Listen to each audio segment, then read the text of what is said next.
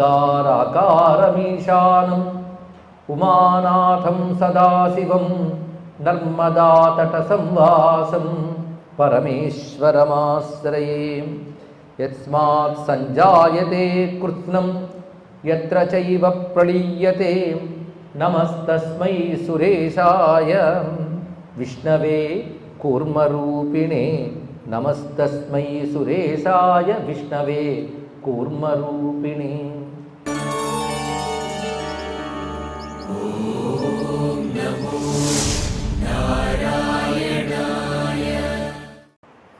ఆమ్నాయ ధర్మశాస్త్రాన్ని చ, ఆమ్నాయలను అంటే వేదాలను ధర్మశాస్త్రాన్ని నిందిస్తారు. వీళ్ళకేం కొదవలేదండి ఈ యుగంలో, మనం చూస్తూనే ఉన్నాం. పైగా బాగా సంస్కృతం చదువుకుంటే వాళ్ళు పెద్ద నిందకులు అవుతారు. వాడు వేదాలను ఒప్పుకుంటాడు, పురాణాలను తిడతాడు కూడా, అది కలి లక్షణమే. పోనీ అన్నీ తీసి పారేసారంటే వాడు నాస్తికుడు అని తెలుస్తుంది, కానీ దగ్గరికి వెళ్ళాం మనం. ఒకరు వేదములు గొప్పవంటూ ఉంటాడు, పురాణాలను తిడుతుంటారు. అలాంటి సమాజాలు కొన్ని తయారయ్యి ధర్మాన్ని భ్రష్టు పట్టించిన సంగతి చాలామందికి తెలుసు. అలాగే కొంతమంది వేదాంతం చాలా గొప్పదని వైదిక కర్మల్ని ఈసరించుకోవడం, పురాణాలను నిందించడం కూడా గోచరిస్తుంది. ఎందుకు? దురాచారై దురాగమై వీళ్ళ వల్ల జరుగుతుంది ఇక్కడ. పైగా స్వధర్మేతు రుచిర్నైవ బ్రాహ్మణానాం ప్రజాయతే. ఈ బ్రాహ్మణులకు స్వధర్మమునందు రుచి ఏర్పడదు సుమా. అయితే ఇన్ని చెప్తూ ఉంటే ధైర్యంగా చెప్పచ్చు. ఎందుకంటే ఈ రోజుల్లో బ్రాహ్మణ్ణి ఎంత చేస్తే మాత్రం ఎవ్వరు గొడవ పెట్టరండి. ఇంకొక వాడిని ఎత్తు చూపించేమా ఇంకా భరించరు. అంత ప్రతివాడు నిందించడానికి సిద్ధపడిపోతుంటాడు. కానీ ఇక్కడ మనం చెప్తున్నది బ్రాహ్మణ నింద కాదు, బ్రాహ్మణ ధర్మం యొక్క గొప్పతనం. బ్రాహ్మణ ధర్మం ఎంత గొప్పదంటే సమాజంలో 4 వర్ణాలని రక్షించగలిగే శక్తి బ్రాహ్మణ ధర్మంలో ఉంది కనుక అది దెబ్బతింటే మిగిలినవన్నీ దెబ్బతింటాయి. ఈ మాట ఆదిశంకర భగవత్పాదుల వారు గీతా భాష్యంలో ప్రథమంలోనే చెప్పారు. ఇక్కడ బ్రాహ్మణత్వ పరిరక్షణేనా, అది రక్షింపబడితే మిగిలినవి రక్షింపబడతాయి. అంటే ఇది ఒక వర్ణం గురించి చెప్పారా అంటే అన్ని వర్ణాల క్షేమం కోసం ఈ ధర్మాన్ని నిర్దేశించారు. ఆ విస్తారతను అర్థం చేసుకోగలగాలి. దీనికి ముందు తాము కుదురుగా కూర్చొని ఆలోచించాలి. కానీ కలియుగంలో ఆలోచించరు ఎక్కువ. ఆలోచిస్తే కలియుగం అవుతుంది. ఆవేశాలు ఎక్కువ, ఉద్రేకాలు ఎక్కువ, సామాజికం అంటారు, భౌతికం అంటారు. కానీ ఒక ఆధ్యాత్మిక విషయాన్ని సామాజిక భౌతిక దృష్టితో చూడటమా? దివ్యత్వాన్ని సమాజంలోకి రాగలగాలే కానీ సమాజ స్థాయిలో దివ్యత్వాన్ని అవమానించరాదు. ఇవి తెలియక కుశీలచర్యా పాషండై వృధారూపై సమావృత బహుయాచనకా లోక భవిష్యంతి పరస్పరం. పాషండ అంటే వేదబాహ్య, ఇది అర్థం. పాషండ ప్రచురమైపోతుంది మొత్తం కూడా. కుశీల చర్యలుతుంటాయి. అట్టశూలా జనపదా శివశూలా చతుష్పదా ప్రమదా కేశశూలాశ్చ భవిష్యంతి కలవు యుగే. పైగా గ్రామసీమలు ఇక కూడళ్ళు ఎలా ఉంటాయంటే అన్నాల్ని విక్కరిస్తూ నీటిని విక్కరిస్తూ ఉంటారు. ఇప్పుడు అవునా కదా చూడండి. పూర్వం లేనంతగా ఎన్నెన్ని రకాల భోజనాలు అది రోడ్డు పక్కన టేలాలు పెట్టుకుని వాటిల్లో కూడా అమ్మేస్తుంటే అక్కడ బండీలు పార్కులు చేసుకుని అక్కడ కుక్కలు పందులు పక్కన నిలబడి తినేవాళ్ళు ఎంతమంది కనబడుతుంటారు. ఎక్కడ పెడితే ఇక్కడ అన్నాలు నమ్మడం ఫుడ్ బిజినెస్. రెండవది జల విక్రయం, నీటిని అమ్ముకునేటువంటి పరిస్థితులు వస్తాయన్నాడు. ఇక్కడ చాలామంది పెద్దవాళ్ళు ఉన్నారు, వాళ్ళు చిన్నప్పుడు గుర్తు తెచ్చుకోండి. అప్పుడు ఇంత నీళ్ళు అమ్ముకోవడం లేవు. ఇప్పుడు నీళ్ళు అమ్ముకునే పరిస్థితి కూడా వచ్చిందంటే ఇది రాసినప్పటికి కూడా లేని విషయం చెప్పారంటే భవిష్యత్తును చెప్తున్నాడు. ఇక్కడ భవిష్యంతి అంటున్నాడే తప్ప ఇప్పుడున్నాయని చెప్పట్లేదు వ్యాసులు. స్త్రీలు కేశాలను నమ్ముకుంటారని చెప్పాడు ఇక్కడ. అంటే కేశమే అలంకరణగా, అది వాటిని కత్తిరించుకోవడం, మిగిలిన వాటితో ఇంకేదో చేయడం, ఇలాంటివి చూస్తుంటాయి ఇక్కడ.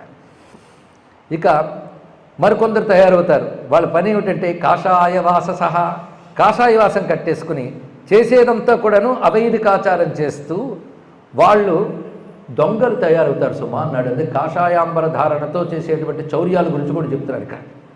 పైగా సస్య చౌరాహ భవిష్యంతి తథా చేలాభిమర్శన. పైళ్లను దొంగిలించేవారు, స్థలాన్ని దొంగిలించేవారు వీళ్ళు ఎక్కువైపోతారు సుమా అన్నాడు. ఈ కబ్జాదారుల గురించి వాడి గురించి ఎంత చక్కగా చెప్పాడు చూడండి. పైగా దుఃఖ ప్రచురం అల్పాయు. ఉండేదంతా ఏంటంటే ఆయువు తక్కువ, దుఃఖం ఎక్కువ. పైగా దేహోత్సాద, దేహం క్రమక్రమంగా క్షీణిస్తూ ఉంటుంది ప్రతి వారికి. దేనివల్ల అంటే వ్యాధి పీడితులే ఉంటారు సుమా. ప్రతి వారిలో అధర్మాభినివేశత్వాత్, ధర్మాభినివేశం గొప్ప టర్మ్ ఇది. అంటే అధర్మం ఆచరించాలని పట్టుదల ఎక్కువగా ఉంటారు. అది కూడదురా బాబు అంటే అదే ఆచరిస్తానంటున్నాడు, దాని తర్కాలు చేస్తాడు. ఇంకా అయితే వ్యాసాలు రాస్తారు జర్నలిస్టులు, పత్రికల్లో ప్రచురం అవుతాయి. కనుక మీరు ఎంత వీలైతే వేదనింద చేస్తే, రామకృష్ణాదులను నిందిస్తే, సనాతన ధర్మాన్ని నిందిస్తే అది వార్తలుగా వ్యాసాలుగా ప్రచురించడానికి పత్రికలు సిద్ధంగా ఉంటాయి ఈ భారతదేశంలో. దుస్థితి ఏర్పడుతుంది. నిందకు అంత వేదిక కూడా కల్పిస్తూ ఉంటారు. కాషాయనోద నిర్గ్రంథాస్తథా కాపాలికాశ్చయే వేద విక్రయణశ్చాన్యే తీర్థ విక్రయణ పరే. చూడండి, కాషాయాలు ధరించేటువంటి వాళ్ళు సరిగిన శాస్త్రాధ్యయనం చెయ్యినటువంటి వారు. ముందు శాస్త్రాధ్యయనం చేయకుండానే కాషాయం ధరిస్తారు, ఎందుకంటే వ్యాపారానికి బాగుందని. అలాగే వేదాలను నమ్ముకునేవారు, తీర్థాలను అమ్ముకునేవారు. ఇది తెలుసుకోవాలంటే ఒక తీర్థం గొప్పది అని చెప్పడం భయం, జనాలు పొలోమని వెళ్తారు. ఎందుకంటే వాళ్ళకి జ్ఞానం మీద భక్తి మీద మాత్రం ఆశ ఉండదు. చెప్తే నిద్రపోతారు, చెప్పేస్తారు మాకు ఆశే లేదని. పుణ్యాల మీద మాత్రం ఆశ ఉంటుంది. దానితో గుంపుగా వెడుపుతారు తీర్థాలకి. ఏదో పుష్కరాలు జరుగుతున్నాయి నర్మదికి, పోలో ఒకడెవడో ఆర్గనైజర్ తయారవుతాడు, టూరిస్టు బస్సులు వేస్తాడు. ఇప్పుడు అందరూ వెళ్ళిపోతారు, వెళ్ళి ప్లాస్టిక్లు తిని ఆ తోటలని పాడు చేస్తారు. వెళ్ళి ఇక్కడ వాళ్ళకి ఏంటి పుష్కరం అంటే ఏమిటి, తీర్థం అంటే ఏమిటి, తీర్థ విధులు అంటే ఏమిటి తెలియదు, పొలం అని వెళుతారు. దీన్ని తీర్థ విక్రయం అంటారు. ఇక్కడ అంటే తీర్థంలో ఉన్నటువంటి గొప్పతనాలను చెప్పి దాని ద్వారా డబ్బు చేసుకోవడం. కొందరు నీకు ఈ కర్మ చేయిస్తాను, నువ్వు ఇలా బాగుంటావు అని చెప్తూ ఈ వేదం సగం చదివినటువంటి వాళ్ళు ఆ కర్మలు వాళ్ళ కోసం చేస్తూ వేద విక్రయణ, వేదాన్ని అమ్ముకుంటూ ఉంటారు. పైగా ఆసనస్థా ద్విజాన్ దృష్ట్వా చాలయంత అల్పబుద్ధయ. ఒక స్థానంలో ఉన్నటువంటి విప్రుల్ని అల్పబుద్ధులైన వాళ్ళు దాని నుంచి కిందకి పడేయాలని ప్రయత్నిస్తూ ఉంటారు. మనం గమనిస్తున్నాను. అందుకే వాళ్ళకంటూ ఒక కేటగిరీ పెట్టి వాళ్ళకి దేంట్లోనూ అవకాశాలు లేకుండా చేసే కాలం ఒకటి వస్తుంది. ఎంత వివరంగా చెప్తున్నాండి ఇక్కడ. తాడయంతి జియేంద్రాష్ట శూద్రాహ రాజోపజీవిన. ప్రభుత్వాల్ని పాలకుల్ని అడ్డం పెట్టుకుని ఈ విప్రుల్ని బాధిస్తారు, కొడతారు. ఈ విషయం కూడా వివరిస్తున్నాడు ఇక్కడ. ఉచ్చాసనస్థా శూద్రాశ్చ ద్విజమధ్యే పరంతప. అక్కడ వేదవేత్తలందరూ కూర్చునున్న ఆ సంస్కారములు లేని వాళ్ళు ఉన్నతమైన ఆసనాల్లో కూర్చుంటారు నిర్భయంగా. పైగా ద్విజామానకరో రాజా కలౌ కాలబలేనితూ. ఎవడు అధికారంలోకి వచ్చిన వాడు చేసే గొప్ప పని ఏమిటంటే ద్విజుల్ని అవమానించడమని పెద్ద పని పెట్టుకుంటాడు. పైగా వాహనస్థా సమావృత్య. వాహనాల మీద ఆసనాల మీద కూర్చున్న అల్పుల దగ్గర విప్రులు వాళ్ళ ప్రాపకం కోసం సేవలు చేస్తూ ఉంటారు. లేకపోతే వాళ్ళకి పూర్ణకుంభాలు పడుతూ, వాళ్ళకి తిరకాలు దిద్దుతూ, వాళ్ళని ఆశీర్వదిస్తూ, ఒకవైపు వాళ్ళ వల్ల ధర్మం దెబ్బతింటుందని తెలిసినప్పటికీ కూడా వాళ్ళని ఆసనాల మీద కూర్చోపెట్టి వీళ్ళు పక్కన కూర్చుని వాళ్ళ కోసం ఆశీర్వచనాలు చేసి వాళ్ళందరి కేటగిరీలు ఇప్పుడు వర్ణిస్తున్నాడు ఇక్కడ. అధ్యాపయంత వై వేదాన్ శూద్రోపజీవిన. కనుక వేదాధికారం లేని వారికి కూడా వేదాదులు నేర్పుతూ ఉంటారు. పైగా వాళ్ళు నాస్తిక్యం ఘోరమాశ్రిత, నాస్తికత్వాన్ని ఆశ్రయించి పనిచేస్తుంటారు. తపోయజ్ఞ కళానాంత విక్రేతారో ద్విజేత్తమా. అంతేకాదు వాళ్ళ కోసం తపస్సు నమ్ముకుంటారు అన్నాడు ఇక్కడ.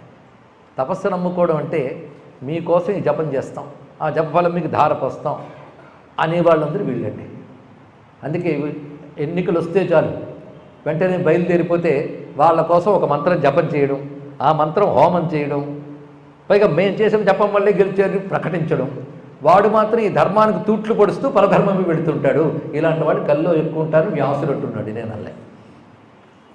తపోయజ్ఞ కళానాంతు విక్రేతారో ద్విజోత్తమాః యతయశ్చ భవిష్యంతి శతశోధ సహస్ర. ఇలాంటి యతులే ఎక్కువ మందిలో ఉంటారు సుమా. వీళ్ళు ఏం చేస్తారంటే నాశయంత స్వకాన్ ధర్మాన్ అధిగచ్చంతి నా అధిగచ్చంతి తత్పదం. పైగా జ్ఞానే కర్మణ్యపగతే లోకే నిష్క్రియతాంగతే. ఎప్పుడైతే జ్ఞానము సత్కర్మలు ఏర్పడతాయో క్రమంగా కీట మూషిక సర్పాశ్చ దర్శయిష్యంతి మానుషాన్. కనబడిన కీటకాలు, మూషికములు, సర్పములు ఇత్యాదులు ఎక్కువై ప్రజల్ని బాధిస్తూ ఉంటాయి. పైగా ఇక్కడ పుట్టిన వాళ్ళందరూ ఎవరో తెలుసా? ఈ విధంగా పాడు చేసేటువంటి విప్రులు, బాధపడే విప్రులు కూడా దేవీ శాప వినిర్దగ్ధాహ పురా దక్షాధ్వరే ద్విజాహ. దక్షయజ్ఞంలో దధీచితే శపించబడ్డ కొందరు, అమ్మవారిచే శపించబడ్డ కొందరు, అలాగే ఏచాన్యే శాప నిర్దగ్ధ గౌతమస్య మహాత్మనః. ఇందాక కృష్ణుడు చెప్పిన మాట ఇప్పుడు వ్యాసుడు మళ్ళీ చెప్తున్నారు ఇక్కడ. పైగా స్త్రీలు మొదలైన వాళ్ళు కూడా కదిలి మేమెందుకు చేయకూడదు అని సంస్కారం అధికారం గల వారు చేయవలసిన వేద కర్మలు వాళ్ళు చేస్తూ ఉంటే పురుషుడు ఏమి ఎరగనట్టు పూజ చేస్తున్నాడు. ఇలాంటి పరిస్థితులు కూడా ఏర్పడతాయి ఇవన్నీ. పైగా సర్వే తేతవర్తే అవతరిష్యంతి బ్రాహ్మణాస్తాసు యోనిషు వినిందంతి హృషీకేశం బ్రాహ్మణ బ్రహ్మవాదిన వేదబాహ్య వ్రతాచారా దురాచారా వృథాశ్రమా మోహయంతి జనాన్ సర్వాన్ దర్శయిత్వా ఫలాని. జనుల్ని అనేక రకాలుగా మోసగిస్తుంటారు.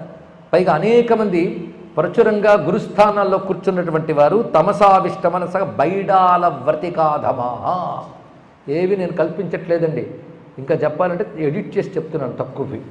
బైడాల వ్రతికాధమా అంటే బిడాల వ్రతం అని ఉందిట.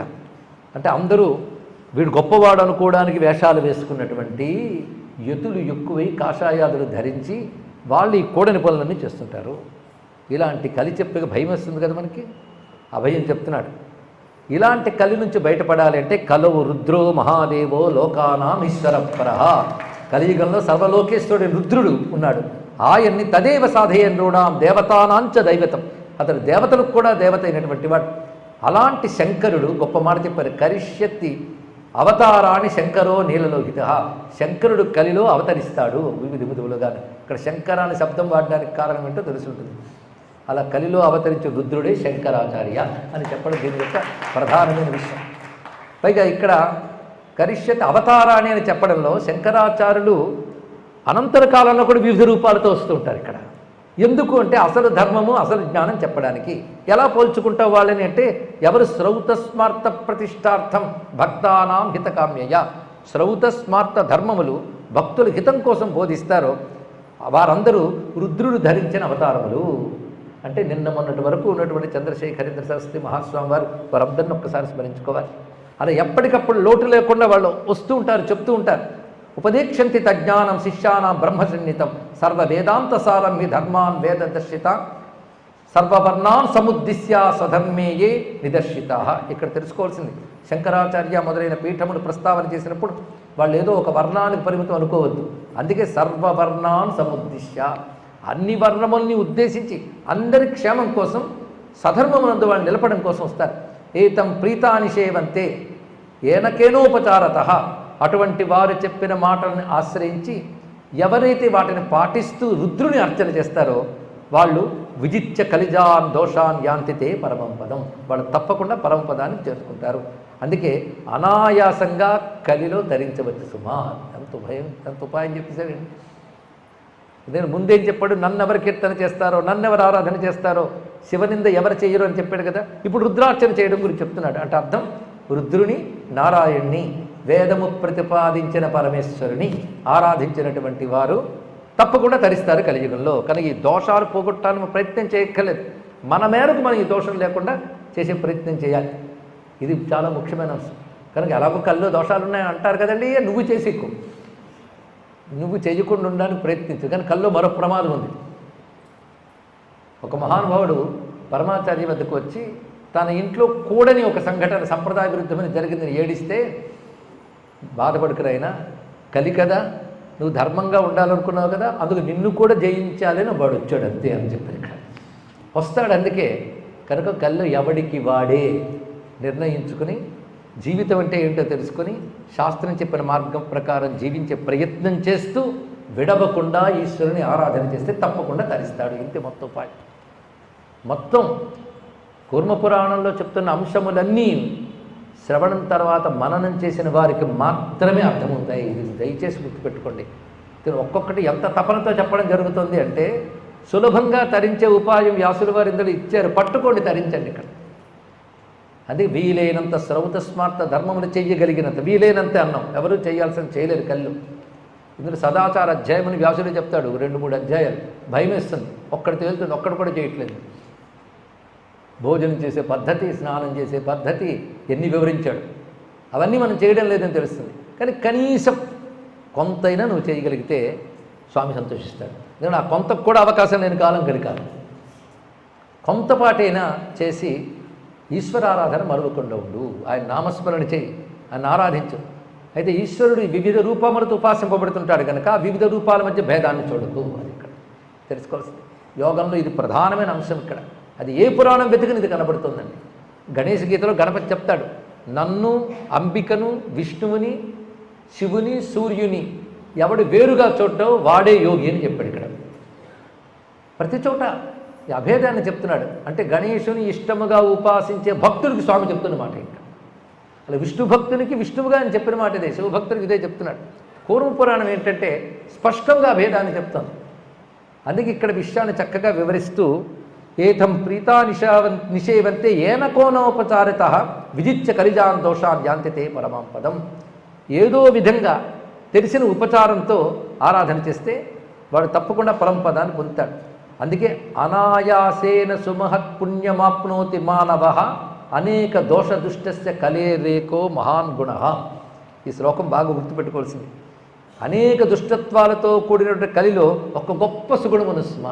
అదేమిటంటే అనాయాసముగా మహాపుణ్యాన్ని సంపాదించవచ్చు కలిలో. అదేంటి గొప్పది. అది కొంతమంది యోగులుట ఇతర యుగాల్లో కలిలో పుడితే బాగుండంట. కలిలో తరించగలిగిన సులభంగా ఇతర యుగాల్లో తరించలేము. ఏంటి? In spite of all these things, ఇంత దుష్టత్వం ఉన్నప్పటికీ కూడా కలిలో కాసింత పుణ్యం చేసినా అధిక ఫలితం వస్తుంది. ఎన్ని మినహాయింపులు ఇచ్చారో కలిలో ఆశ్చర్యం వేస్తుంది మనకి. పూర్వయుగంలో పాపం మనస్సుతో చేసిన అంటుకుంటుందిట, కలిలో క్రియారూపంగా చేస్తే అని అంటుతుంది, కానీ మానసిక పాపం అంటదన్నాడు. అంటే మనస్సులో అన్ని పాపవాసనలు ఉంటాయి, కలియుగంలో ఏం చేస్తాం అని చెప్పడం ఇక్కడ. ఇలా ఎన్ని విషయాలు చూపిస్తాడు. అనాయాసేన సుమహత్ పుణ్యమాప్నోతి మానవ అనేక దోష దుష్టస్య కలేరేకో మహాన్ గుణ. తస్మాత్ సర్వప్రయత్నేన ప్రాప్య మాహేశ్వరం యుగం. కలికి మాహేశ్వర యుగం పేరు పెట్టాడు ఇక్కడ. ఎందుకు అలా పెట్టాడంటే ఒక్కొక్క యుగానికి ఒక్కొక్క దేవతను ఆరాధిస్తే తరిస్తారు అని చెప్తూ ఒక మాట అంటాడు ఇక్కడ. అది విశేషించి ఆ మాట చెప్పేటప్పుడు కృతయుగంలో ఒక దేవతని, త్రేతాయుగంలో ఒక దేవతని చెబుతూ బ్రహ్మ కృతయుగే దేవ, త్రేతాయాం భగవాన్ రవి, ద్వాపరే దైవతం విష్ణు, కలౌ దేవో మహేశ్వర. ఇది చెప్తున్నటువంటి మాట. అది కలియుగంలో రుద్ర ఆరాధన వల్ల పాపనాశనానికి రుద్రుని మించింది లేదు. అది రుద్రం అనేక పాపాలను పోగొడుతుంది. అందుకే మనకి అనారోగ్యాలు కలిగిన గ్రహదోషం రుద్రాభిషేకం ఎందుకు చేయమనంటే ఆ దోషాలు పోగొట్టడం కాదు, దోషాలకు మూలమైన పాపం పోగొడతాడు. పాపనాశనంలో రుద్రుని మించిన వాడు లేడు కనుక రుద్రారాధన చాలా అవసరం కలియుగంలో. అందుకే దీనికి మాహేశ్వరం యుగం అనడానికి ఇది కారణం.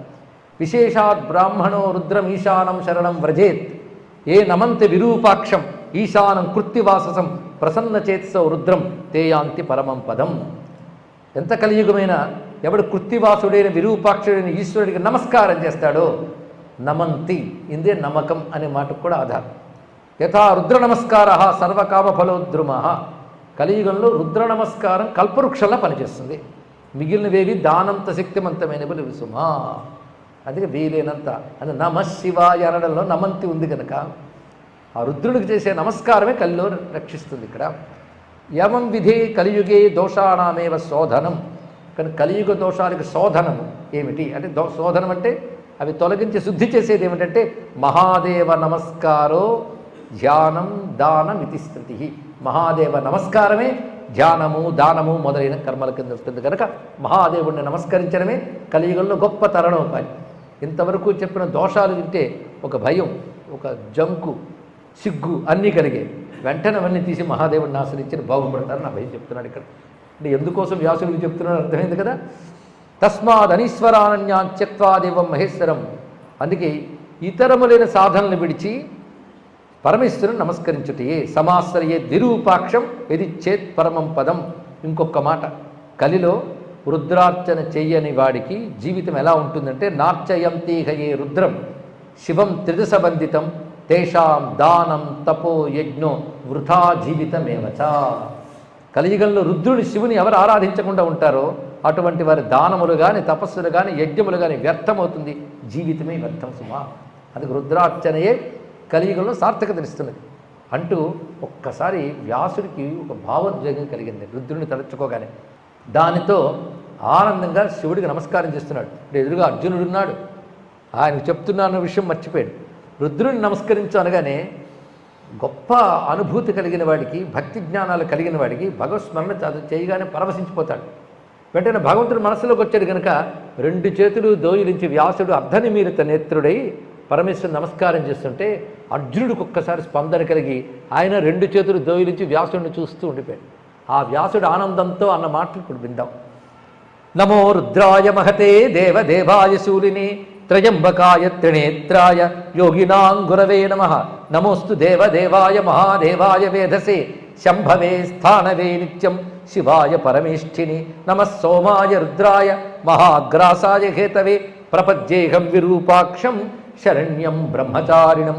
మహాదేవం మహాయోగమీశానం చ అంబికాపతిం యోగినాం యోగదాతారం యోగమాయా సమావృతం యోగినాం గురుమాచార్యం యోగిగమ్యం పినాకినం సంసారతారణం రుద్రం బ్రహ్మాణం బ్రహ్మణోధిపం శాశ్వతం సర్వగం శాంతం బ్రహ్మణ్యం బ్రాహ్మణ ప్రియం కపర్దినం కాలమూర్తిం అమూర్తిం పరమేశ్వరం ఏకమూర్తిం మహామూర్తిం వేదవేద్యం దివస్పతిం నీలకంఠం విశ్వమూర్తిం వ్యాపినం విశ్వరేతసం కాలాగ్నిం కాలదహనం కామదం కామనాశనం నమస్సే గిరిసందేవం చంద్రావయవభూషణం విలోహితం లేలిహానం ఆదిత్యం పరమేష్ఠినం ఉగ్రం పశుపతిం భీమం భాస్కరం పరమం తపః. మొత్తం రుద్రం. నిజానికి మన కూర్మపురాణ సారం అన్నాగా ఈ సారాలు ప్రతిరోజు చెప్తున్నాం. ఈ సూక్తములే ఒక్కొక్కటి కూడా సారము. ఇందులో ఏవి మనం పట్టుకున్నా కలి నుంచి తరించిపోవచ్చు, ఏది విన్నప్పటికి కూడా అంత మధురమైన చేసి ఈ విధంగా ఇచ్చేత లక్షణం ప్రోక్తం యుగానాం వై, యుగము లక్షణం చెప్పి అతీతానాగతానాం వై, అతీతములు గడిచిపోయినవి రాబోయేవి కూడా చెప్పాడు మొత్తం. అయితే ఒక్క మన్వంతరం కథ వింటే చాలయ్యా అన్ని విన్నట్లే అన్నాడు ఇక్కడ. మన్వంతరము లక్షణాలు ఒకేలాగా ఉంటాయి. ప్రతి మన్వంతరంలో యుగాలు అనేకం వస్తాయి, యుగ లక్షణాలు ఇవి. మరీ ప్రతి వ్యక్తి చరిత్ర దేశ చరిత్ర అని కాదు, లక్షణములు తెలుసుకుంటే చాలు. ఇక్కడ ఇలా మన్వంతరేణ ఏకేన సర్వాణ్యేవాంతరానివి, ఒక్క మన్వంతరం గురించి తెలుసుకున్నా అన్నీ చెప్పినట్లే సుమా. కనుకనే ఒక్కటి బభార పరమాం భక్తిం ఈశానే, ఈశాన్ని యందు భక్తి స్వీకరించనగానే అర్జునుడికి ఒక్కసారి ఆనందంతో పులకించి ఏవముక్తో భగవతా కిరీటి శ్వేతవాహన, శ్వేతవాహనుడైన కిరీటి, శ్వేతవాహన అర్జునుడికున్న పేరు. ఆ కిరీటి ఆనందంతో ఈశ్వరునికి నమస్కారం చేశాడు. నమశ్చకారత మృషం. తర్వాత కృష్ణద్వైపానికి నమస్కారం చేసి సర్వజ్ఞుడువు సర్వకర్తమైన విష్ణువు కనుకనే నువ్వే రుద్రుడి గురించి చెప్పగలవయ్యా కృష్ణద్వైపాయన నమస్కారం చేశాడు. రుద్రుడి గురించి పరిపూర్ణంగా చేసి బోధించగలిగే శక్తి నారాయణుడికి మాత్రమే ఉంది. అది కృష్ణద్వైపాయన సాక్షాత్ విష్ణురేవ సనాతన. కృష్ణద్వైపాయనుడైన వ్యాసుడు అపర నారాయణుడైన. అందుకే కౌశన్యస్తత్వతో రుద్రం వ్యక్తితం పరమేశ్వరం. పరమేశ్వరుడు రుద్రుడి గురించి సంపూర్ణంగా తెలిసింది ఇంకెవరికి. అందుకే అటువంటి కృష్ణద్వైపాయనికి నమఃకురుధ్వం తం ఋషిం కృష్ణం సత్యవతీసుతం పారాశర్యం మహాత్మానం యోగినం విష్ణుమవ్యయం అంటూ వ్యాసదేవుడికి అర్జునుడు చేసిన నమస్కారం ఇది అని సూత పౌరాణికుడు ఆనందంగా చెప్తున్నాడు. నమఃకురుధ్వం తం ఋషిం కృష్ణం సత్యవతీసుతం. సత్యవతీ పుత్రుడైన కృష్ణుడనే పేరు ఉన్న పారాశర్యుని యోగిని విష్ణుస్వరూపుడైన వేదవ్యాసునికి నమస్కారము అని చేసి అప్పుడు అర్జునుడు అక్కడి నుంచి నిష్క్రమించాడు.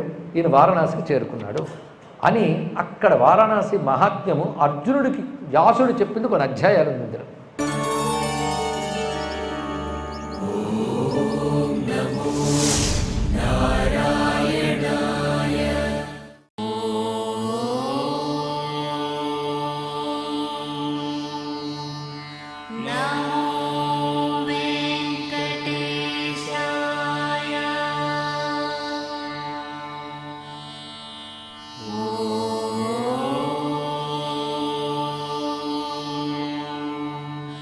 No.